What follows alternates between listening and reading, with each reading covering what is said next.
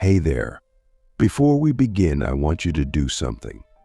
Take a moment to breathe deeply, inhale slowly, hold it for 3 seconds, and then exhale completely. Now, ask yourself, how is your energy today? How does your soul feel right now? We often go through life focusing on what's outside of us, our work, relationships, goals, and struggles. But there's a quieter, more subtle battlefield that exists within us. Your spiritual vibration, the core frequency of your being, is constantly in flux. It rises when you're in alignment with your higher self and dips when external or internal forces pull it out of balance. This video is about recognizing the hidden dangers, the spiritual attack signs that harm your vibration. These aren't just random events, they're signals from the universe, from your soul, that something deeper needs your attention. So, let's dive into this journey together. I'll guide you through the signs, and we'll explore how to act fast to protect your energy and elevate your vibration. Click subscribe to this channel to get more profound spiritual lessons.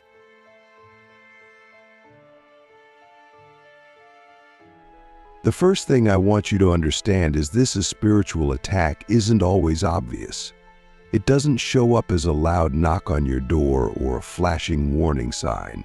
It's subtle. It creeps into your life like a shadow at dusk. You might feel off without knowing why. You might experience setbacks that seem random or unexplainable. But nothing in the spiritual realm is random. Everything is connected. Let me ask you this: have you ever woken up feeling heavy, like the weight of the world is pressing down on you, even though nothing major has happened in your life? That's often the first sign of disruption in your energy field. Your vibration is being tampered with. But why? The universe operates on energy. Your thoughts, emotions, and actions emit frequencies, and so does everything and everyone around you. When your vibration is high, you attract abundance, joy, and clarity. When it's low, you attract confusion, fear, and stagnation. Spiritual attacks target your vibration because it's the foundation of your reality. If someone or something can lower your vibration, they can disrupt your life. Let's talk about the first sign: sudden, unexplained emotional shifts. Have you ever felt perfectly fine one moment, and then out of nowhere, you're overwhelmed with sadness, anger, or anxiety? These emotions don't feel like they belong to you, do they? That's because sometimes they don't. You might be absorbing energy from someone else, or even from a collective field of negativity. Energy is contagious, and if you're not protecting yourself, you can become a sponge for low vibrations. So what can you do? The first step is awareness. Ask yourself, is this emotion mine? Or is it something I've picked up from someone or somewhere else? If it doesn't feel like yours, visualize yourself surrounded by a shield of white light. Imagine this light pushing out any energy that doesn't belong to you. This simple practice can create an energetic boundary that protects your vibration. Another sign of a spiritual attack is persistent negative thoughts. Have you noticed your mind replaying the same worries, fears, or doubts over and over again, like a broken record? This isn't just overthinking. It's a direct assault on your mental and spiritual clarity. Negative thought loops lower your vibration because they keep you stuck in fear-based energy.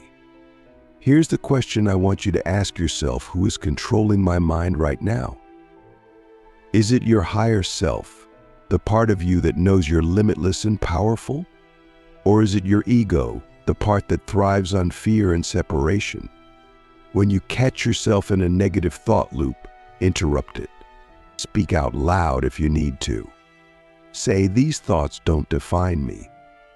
I choose to think higher thoughts, then replace the negativity with affirmations that align with your highest vibration. Now, here's a deeper one: physical exhaustion with no clear cause. If your body feels drained even after a good night's sleep, it's not just physical, it's energetic. Spiritual attacks often target your physical vessel because it's the gateway to your soul. When your body is weak, your spirit becomes more vulnerable. How's your physical health right now? Are you nourishing your body with the right foods? Are you drinking enough water? Are you moving your body to keep the energy flowing? Sometimes, the simplest acts of self-care are the most powerful forms of spiritual protection. Treat your body like a sacred temple, because it is. Let's shift to relationships, because this is where many spiritual attacks manifest. Tension or conflict in your closest connections can be a major sign. Think about it: the people closest to you have the most access to your energy. If there's unresolved conflict or toxic dynamics, it can drain your vibration faster than anything else. Here's a tough question: are there relationships in your life that no longer serve your highest good? This doesn't mean you should cut people off impulsively, but it does mean you need to set boundaries. Boundaries are an act of self-respect. They're not about keeping others out, they're about keeping your energy intact. Another sign that's often overlooked is recurring patterns of bad luck or obstacles. Have you ever felt like no matter what you do, things just don't go your way? You might call it a streak of bad luck, but it's often a sign that something deeper is at play. When your vibration is under attack, it creates resistance in your external reality. The universe isn't punishing you, it's trying to get your attention. When you notice these patterns, don't just push through them. Pause. Reflect. Ask yourself, what lesson am I being shown right now? What part of me needs healing or alignment? Obstacles are often mirrors, reflecting back the areas where your vibration needs strengthening. Finally, let's talk about a loss of connection to your intuition. Your intuition is your inner compass, the voice of your higher self. It guides you toward what's right for your soul. But when your vibration is low, that voice becomes harder to hear. You might feel lost, indecisive, or disconnected from your purpose. This is one of the most dangerous signs because it leaves you vulnerable to external influences. Without your intuition, you're like a ship without a captain, drifting wherever the wind takes you. So, how do you reconnect? Spend time in stillness. Meditate. Journal. Ask your higher self for guidance, and then trust the first answer that comes to you. Your intuition is always there, it just needs you to tune in. Now, I want you to reflect on everything we've discussed so far. Have you experienced any of these signs? If so, what do you think they're trying to tell you? Remember, awareness is the first step to healing and protecting your vibration. In the next part, we're going to dive even deeper. We'll explore the hidden forces behind these attacks and how you can reclaim your power. Get ready, because this is where the real transformation begins. Let's get straight to the point. If you've recognized even one of the signs we discussed earlier, it means there's already a shift happening within you. The fact that you're noticing these patterns is proof that your inner awareness is waking up. But awareness is just the beginning. What matters now is how you respond. Energy drains don't come out of nowhere. They attach to the cracks in your foundation, your insecurities, your unresolved pain, your unspoken fears. Think about it: every time you ignore your inner struggles or brush off that nagging feeling that something is wrong, you're leaving your energy unguarded. This isn't about blaming yourself. It's about accountability. If your energy is leaking, it's up to you to seal those cracks. Let's break it down. One of the most common ways your vibration is attacked is through distraction. And I'm not just talking about the obvious distractions like social media or endless to-do lists. I'm talking about the way your mind gets pulled into overthinking, replaying past mistakes, or worrying about a future that hasn't even arrived yet. That's where most of your energy goes into a loop of mental clutter. So how do you stop this? It starts with one simple action: decide what gets your attention. Your attention is your most valuable resource. It's the currency of your energy. When you focus on something, you're feeding it. If you're feeding fears, grudges, or regrets, you're draining yourself. Start by noticing where your attention goes throughout the day. Is it building you up or breaking you down? Now, let's talk about your surroundings. The people, places, and things in your life all carry energy. Some of them lift you up, while others weigh you down. If you've ever walked into a room and felt uneasy for no reason, you've experienced this. Energy doesn't lie. Your body feels it even before your mind makes sense of it. The problem is, many of us stay in environments or relationships that deplete us because we're afraid of change. Here's the hard truth: you can't keep your vibration high if you're constantly surrounded by low energy. This doesn't mean you have to cut everyone out of your life or move to a mountaintop in isolation. It means you have to be intentional. If someone in your life constantly brings negativity, limit your exposure to them. If your workspace feels draining, bring in elements that ground you: plants, crystals, or even just natural light. Small shifts in your environment can have a massive impact on your energy. Another hidden energy drain is unresolved emotions. Most of us carry emotional baggage that we've never fully dealt with. Maybe it's anger you've buried, grief you've avoided, or guilt you've been carrying for years. These emotions don't just go away. They sit in your energy field, creating blockages that lower your vibration. Here's the thing: emotions are meant to move. That's why they're called emotions: energy in motion. When you suppress them, they stagnate. And stagnation is the perfect breeding ground for spiritual attacks. The way out is simple but not easy: feel it to free it. If you're angry, let yourself feel the anger without judgment. If you're sad, let the tears flow. It's not about wallowing, it's about releasing.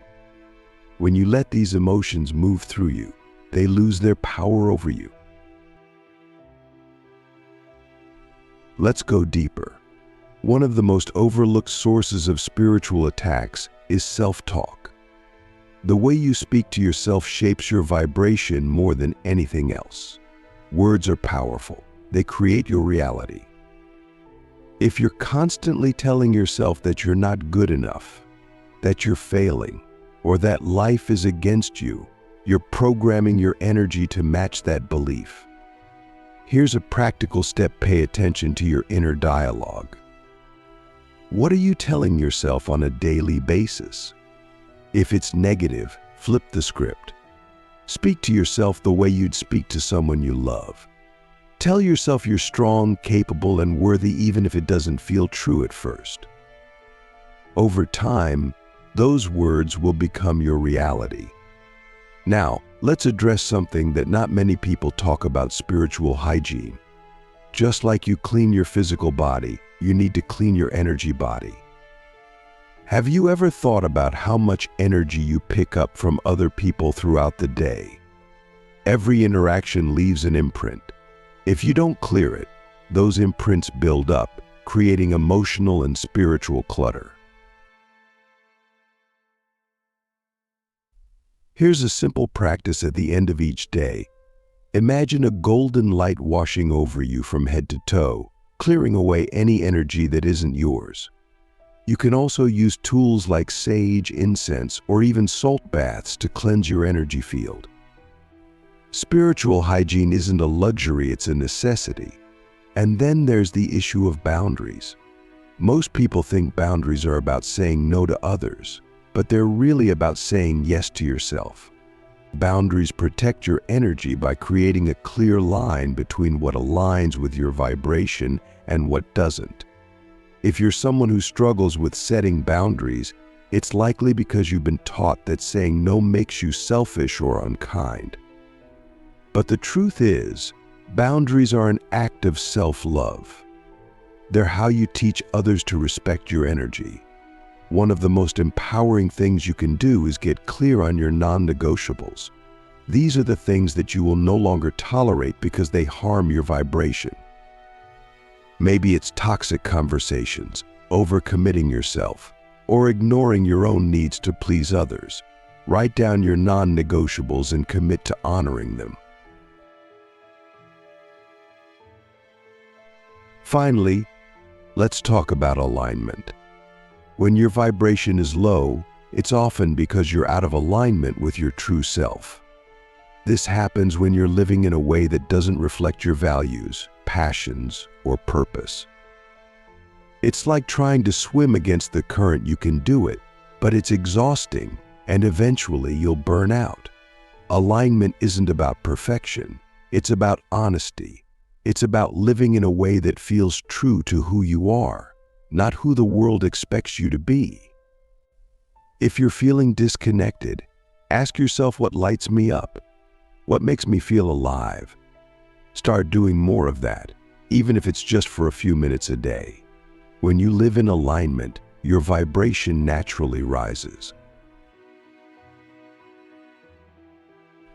By now, you might be realizing that protecting your vibration isn't about doing one big thing. It's about a series of small, intentional actions that add up over time. It's about taking responsibility for your energy and making choices that support your highest good. This isn't something you do once and forget about. It's a daily practice, a way of life. Let's get something straight. Spiritual attacks aren't here to destroy you. They're here to wake you up. They show you the gaps in your energy, the places where you've been operating on autopilot, and the areas where you've been giving your power away. But the moment you recognize them for what they are, you regain control. This isn't about fear. It's about strength. It's about turning what was meant to harm you into fuel for something greater. One of the most important things you can do to reclaim your power is to stop resisting what's happening. Resistance creates friction. The more you fight against a situation, the more energy you waste. And here's the kicker: the energy you're wasting isn't just going nowhere, it's feeding the very thing you're trying to fight. Whether it's a toxic relationship, a draining environment, or even your own negative thoughts, the more you resist, the stronger it becomes.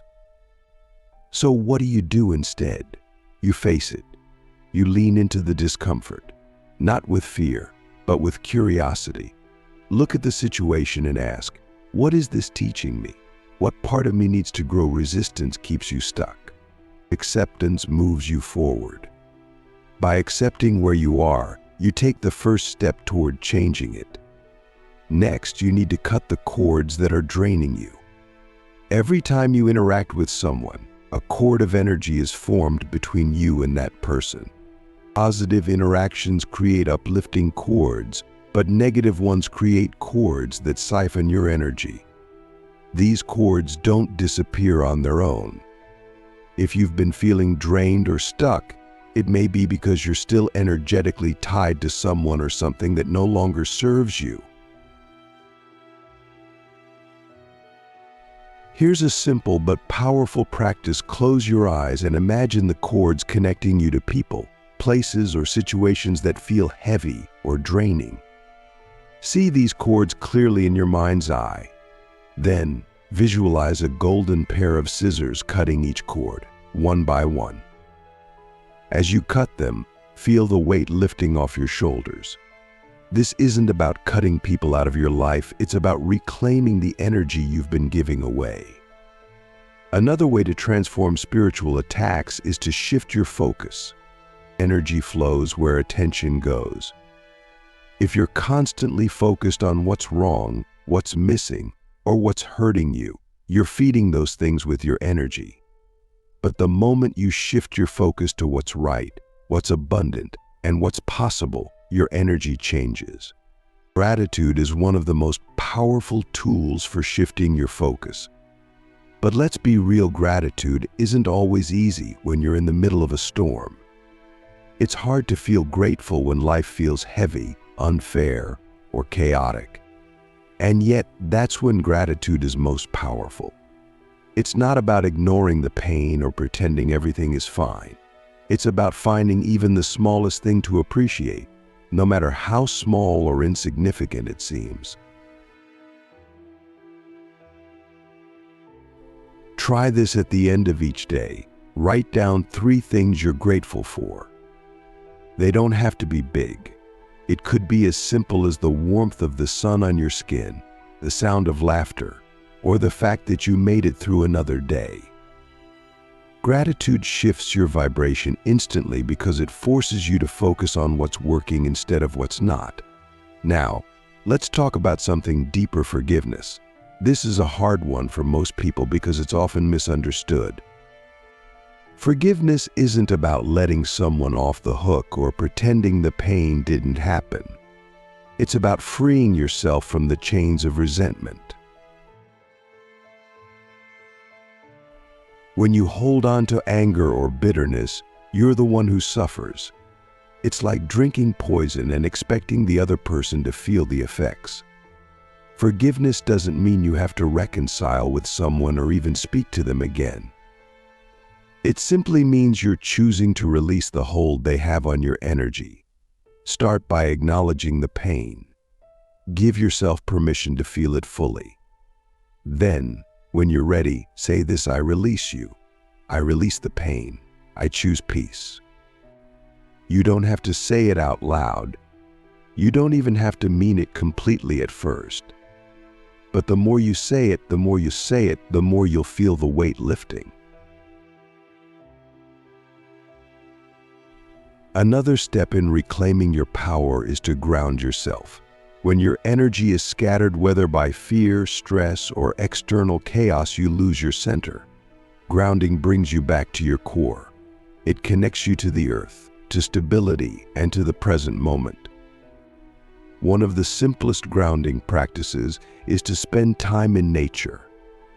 Walk barefoot on the grass, sit under a tree, or simply take a deep breath of fresh air. If you can't get outside, you can still ground yourself by visualizing roots growing from the soles of your feet, anchoring you deep into the earth. Feel the strength of those roots. Feel the stability they provide. Grounding isn't just a physical practice, it's an energetic reset. Let's address another layer: your relationship with fear. Fear is one of the most potent tools of spiritual attacks. It paralyzes you, clouds your judgment, and lowers your vibration faster than anything else. But fear only has power when you avoid it.